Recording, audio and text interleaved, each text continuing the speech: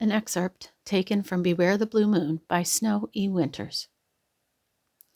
The bus parking lot looked like a ghost town until Fred pulled up to the locked gate.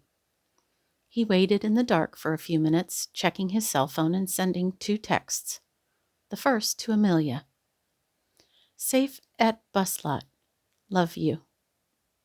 The second text. Follow me. Headlights came on from a car on a side road. Fred watched as the car pulled around the corner and into the driveway behind him, closing the distance until the front bumper was right behind the bus. Pulling what looked like a credit card out of his breast pocket, Fred leaned out the window and waved his key card across the front of the security kiosk at the entrance. The gate at the parking lot entrance began to slide to the side, and overhead streetlights came on all over the parking lot. The whole security system had been arranged by Fred, one of the many areas of expertise he had developed over the years. It worked out to his advantage to be the installer of high-tech security systems. Fred drove the bus to its parking spot, followed by the car. The driver of the car waited patiently behind the bus while Fred completed his nightly checklist and finally walked out of the bus. He tilted his hat down to shade his eyes from the bright lights and turned to walk over to the car. He tapped the passenger window, which promptly rolled down. Wait until the lights shut off, then meet me at my car by the office. I'll swipe the security footage after you leave. The driver nodded. After the lights in the lot went out, the car drove over and parked next to Fred's car. Fred was already leaning against the trunk, taking off his driver's jacket and hat, leaving him in just a tight black t-shirt and his dark jeans. He replaced them with a classic V-neck sweater and newsboy cap. I've always admired your style, Ben, said the man from the car as he walked up to him, his hand held out for a shake.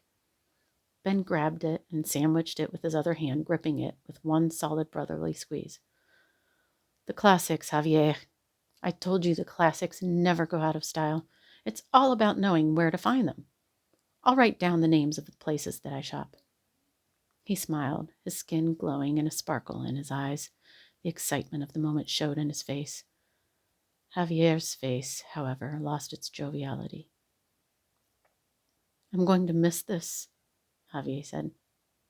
Me too, friend, me too. But fate brought us together for a reason, and I'll forever be grateful for you and your son in my life. You remind me there is still good in this world. Both men paused for a moment, nodding in silence as they steadied their breath for the important matter at hand. Well, there's no use dwelling on what can't be changed, Javier began.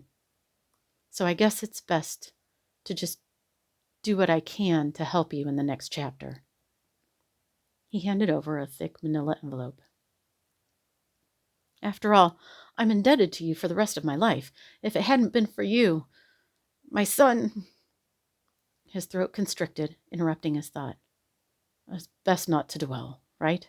Fate put me in the right place at the right time.